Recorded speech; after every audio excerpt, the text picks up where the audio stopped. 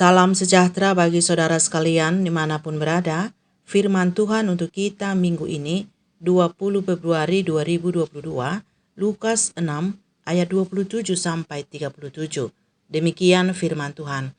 Tetapi kepada kamu yang mendengarkan aku berkata, kasihilah musuhmu, berbuatlah baik kepada orang yang membenci kamu, mintalah berkat bagi orang yang mengutuk kamu, berdoalah bagi orang yang mencaci kamu. Barang siapa menampar pipimu yang satu, berikanlah juga kepadanya pipimu yang lain. Dan barang siapa yang mengambil jubahmu, biarkan juga ia mengambil bajumu. Berilah kepada setiap orang yang meminta kepadamu, dan janganlah meminta kembali kepada orang yang mengambil kepunyaanmu. Dan sebagaimana kamu kehendaki supaya orang perbuat kepadamu, perbuatlah juga demikian kepada mereka. Dan jikalau kamu mengasihi orang yang mengasihi kamu, apakah jasamu? Karena orang-orang berdosa pun mengasihi juga orang-orang yang mengasihi mereka. Sebab jikalau kamu berbuat baik kepada orang yang berbuat baik kepada kamu, apakah jasamu?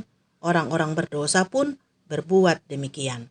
Dan jikalau kamu meminjamkan sesuatu kepada orang, karena kamu berharap akan menerima sesuatu daripadanya, apakah jasamu? Orang-orang berdosa pun meminjamkan kepada orang-orang berdosa, supaya mereka menerima kembali sama banyak. Tetapi kamu kasihilah musuhmu, dan berbuat baik kepada mereka, dan pinjamkan dengan tidak mengharapkan balasan. Maka upahmu akan besar, dan kamu akan menjadi anak-anak Allah yang Maha Tinggi.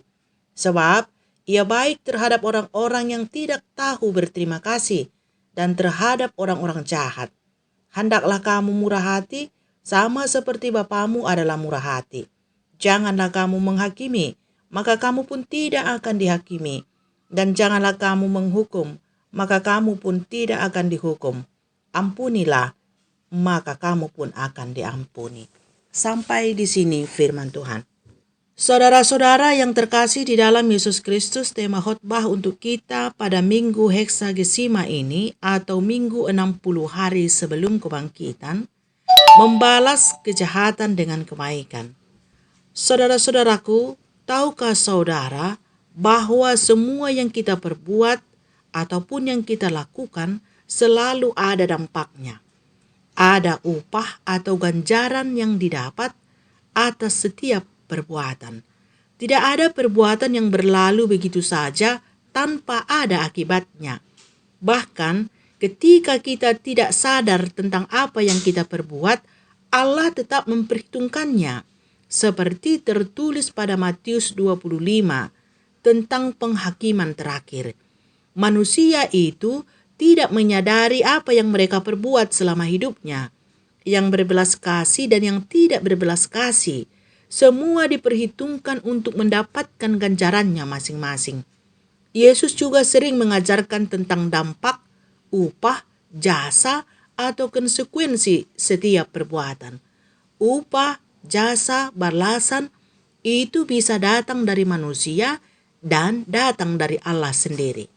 Biasanya perbuatan baik yang sudah mendapat balasan, pujian, imbalan, atau upah dari manusia, maka perbuatan itu tidak akan dihitung lagi sebagai jasa yang harus dibalas di hadapan Tuhan. Yesus pernah berkata, jika engkau mengadakan perjamuan makan, undanglah saudara-saudaramu yang miskin, sebab mereka tidak akan membalas kebaikanmu itu, dan Allah lah yang membalasnya bagimu. Jika engkau berdoa atau berpuasa, janganlah engkau melakukannya supaya diketahui orang, tetapi minyakilah wajahmu, supaya tidak siapapun yang mengetahui bahwa engkau sedang berpuasa. Dan jika engkau berdoa, masuklah ke kamarmu, maka Allahmu yang di surga akan memberi upah bagimu. Jika engkau dianiaya dan dikejar-kejar oleh karena engkau pengikut Kristus, berbahagialah, sebab upahmu besar di surga.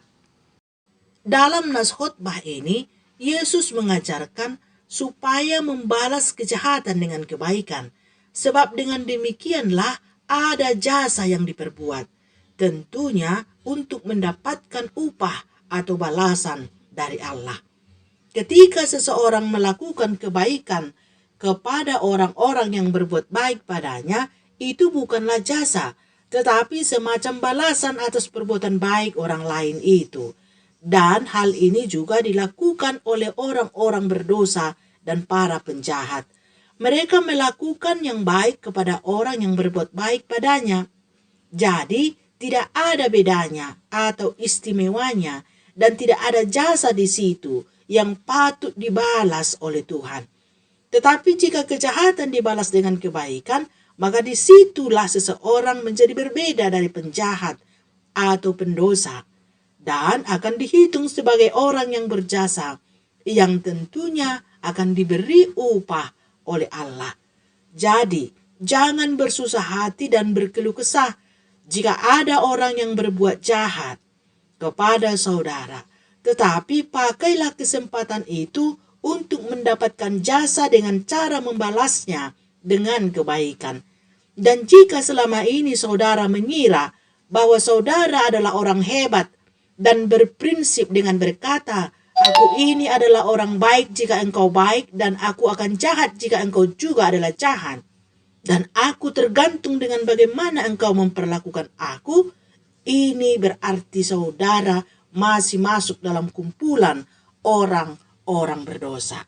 Sebab mereka pun demikian halnya. Jadi saudaraku, bertobatlah jika masih ada orang yang seperti itu. Berbuat baiklah kepada siapa saja, termasuk kepada orang yang melakukan kejahatan. Balaslah kejahatan dengan kebaikan, seperti yang pernah dilakukan Yusuf kepada saudara-saudaranya.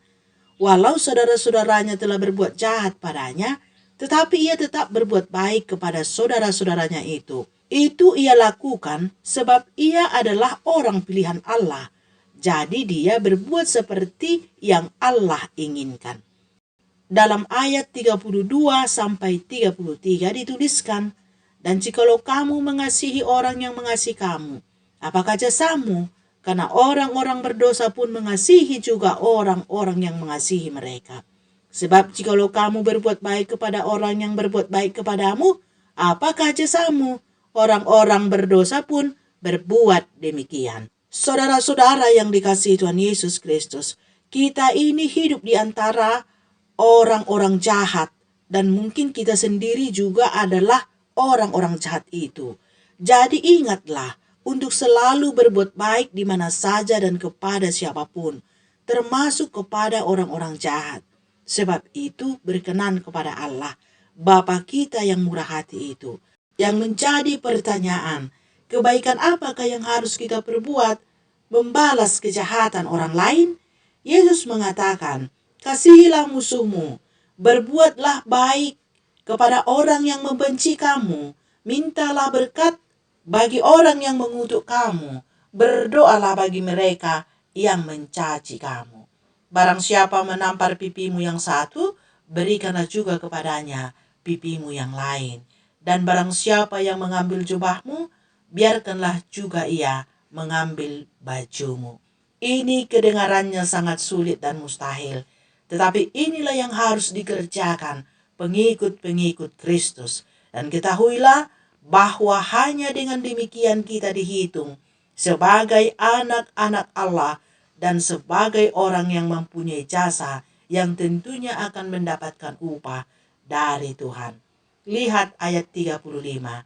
"Tetapi kamu kasihilah musuhmu dan berbuat baiklah kepada mereka dan pinjamkan dengan tidak mengharapkan balasan, maka upahmu akan besar dan kamu akan menjadi anak-anak Allah yang Maha Tinggi. Sebab ia baik terhadap orang-orang yang tidak tahu berterima kasih dan terhadap orang-orang jahat."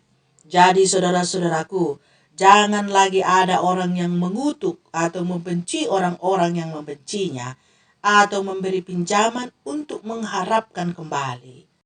Saudara-saudara di dalam Yesus Kristus, tentunya hidup ini bukan hanya soal merespon perbuatan orang lain, tetapi juga tentang keaktifan kita berbuat kepada orang lain. Dalam hal ini, apa yang kita ingin diperbuat orang kepada kita, perbuatlah demikian kepada mereka. Demikian dituliskan dalam ayat 31. Dan sebagaimana kamu kehendaki supaya orang perbuat kepadamu, perbuatlah juga demikian kepada mereka. Ini artinya bahwa kita tidak menunggu orang lain berbuat baik terlebih dahulu, lalu kita berbuat baik kepadanya. Tetapi kitalah yang aktif berbuat baik kepada mereka, jika kita ingin mereka berbuat baik kepada kita. Jika kita tidak ingin dihakimi, jangan menghakimi. Dan jika kita tidak ingin dihukum, jangan menghukum. Jika ingin diampuni, maka ampunilah. Demikianlah dituliskan dalam ayat 37. Janganlah kamu menghakimi, maka kamu pun tidak akan dihakimi. Dan janganlah kamu menghukum, maka kamu pun tidak akan dihukum. Ampunilah, dan kamu akan diampuni, sebab ukuran yang kamu pakai untuk mengukur akan diukurkan kepadamu. Amin.